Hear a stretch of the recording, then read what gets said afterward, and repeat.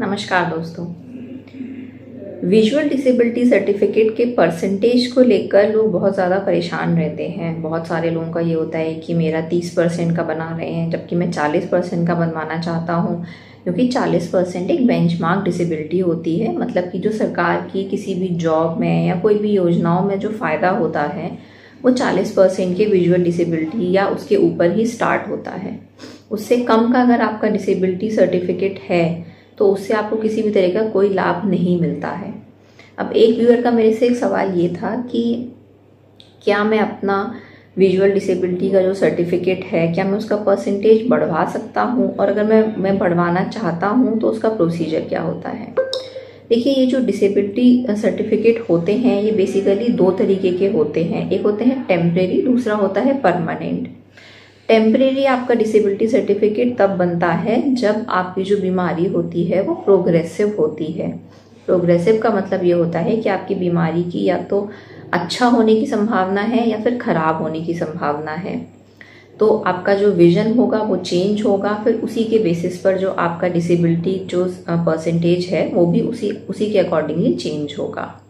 और जो आपका परमानेंट डिसेबिलिटी सर्टिफिकेट होता है, जैसे आप मान के चलो कि अगर आपकी एक आंख पूरी तरीके से खराब हो चुकी है, या फिर अगर आपको एम्ब्लायोपिया है, या फिर पर्दे में कोई स्कार है, कोई ऐसी बीमारी है जिसमें कि अब वो बीमारी एक स्टेशनरी कोर्स ले चुकी है, अब वो ना तो बेटर होगी ना वर्स होगी, तो ऐसे केस में जो आपका डिसेबिलिटी सर्टिफिकेट बनता है वो परमानेंट बनता है। तो आइए आज के इस वीडियो में मैं डॉक्टर पल्लवी मिश्रा अपने विजुअल डिसेबिलिटी सर्टिफिकेट के परसेंटेज को कैसे चेंज करवा सकते हैं के बारे में आपको जानकारी दूंगी। पूरी जानकारी के लिए मेरे इस वीडियो को एंड तक ज़रूर देखिएगा, और अगर मेरा वीडियो आपको पसंद आता है तो मेरे चैनल को सब्सक्राइब करिएगा और मेरे इस वीडियो को बाकी लोगों के साथ में शेयर करिएगा। तो चलिए बिना समय गवाए शुरू करते हैं आज का ये वीडियो। जब भी आप अपना डिसेबिलिटी सर्टिफिकेट बनवाने जाते हैं तो सबसे पहले तो अपने मन में कुछ बातों को क्लियर करके जाइए, और उसमें सबसे इम्पॉर्टेंट बात यह है कि आपका विजुअल डिसेबिलिटी सर्टिफिकेट उतने ही परसेंटेज का बनेगा जितना कि आपका एक्चुअल विजन है। बहुत सारे लोग मुझे अपना पर्चा भेजते हैं, उनकी एक आंख पूरी तरीके से ख़राब होती है, दूसरी आंख बिल्कुल नॉर्मल होती है, लेकिन फिर भी वो उस आंख से पढ़ नहीं पाते हैं। जब डॉक्टर उनके पर्दे की जांच करता है, उनकी आंख की जांच करता है, तो उसे कोई कारण नहीं मिलता है कि उनको इस आंख से कम क्यों दिख रहा है। जबकि मेडिकल साइंस में अगर आपको कम दिख रहा है तो उसका हमेशा कोई ना कोई कारण होता है, और वो कारण उस डॉक्टर को डायग्नोज करके लिखना पड़ता है, और उसी के बेसिस पर ही आपका डिसेबिलिटी सर्टिफिकेट बनता है। तो प्लीज़ अपना डिसेबिलिटी सर्टिफिकेट में विजन को फेक करने की कोशिश मत करिए, क्योंकि वो आपको बाद में लॉन्ग टर्म में वो आपको परेशान कर सकता है।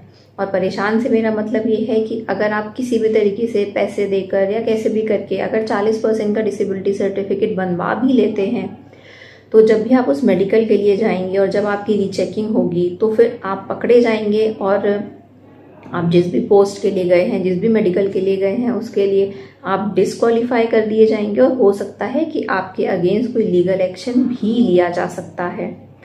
तो फेक करने की कोशिश मत करिए।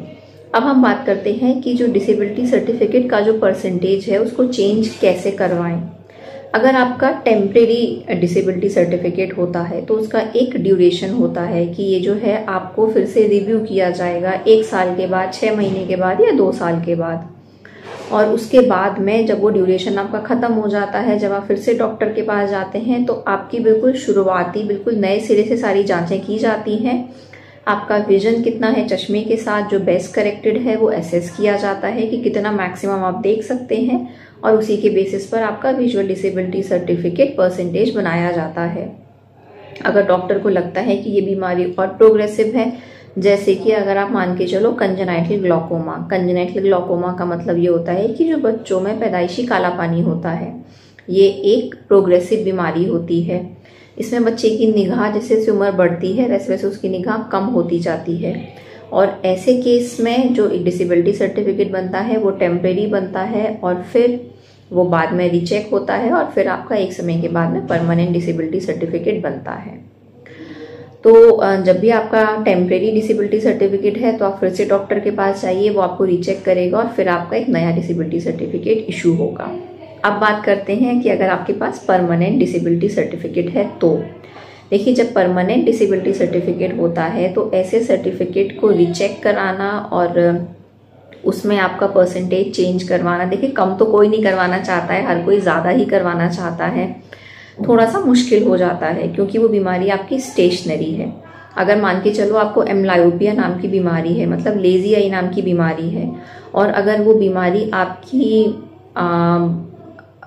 आपका विजन 636 है तो एम्ब्लायोपिया में आपका विजन 636 ही रहेगा, वो ना बढ़ेगा ना घटेगा, अनटिल अनलेस आपको कोई और आंख में दूसरी बीमारी ना हो जाए, जैसे कि मोतियाबिंद ना हो जाए। तो मोतियाबिंद तो एक ट्रीटेबल बीमारी होती है, तो उसका तो डिसेबिलिटी सर्टिफिकेट बनता नहीं है। तो आपको आंख में फिर से एक ऐसी बीमारी होनी चाहिए जिसका कि कोई इलाज नहीं है, या फिर आप उसका जो भी मैक्सिमम इलाज है वो करवा चुके हैं, और उसके बाद में जो आपका चश्मे के साथ में विजन आएगा वो आपका डिसेबिलिटी सर्टिफिकेट बनेगा।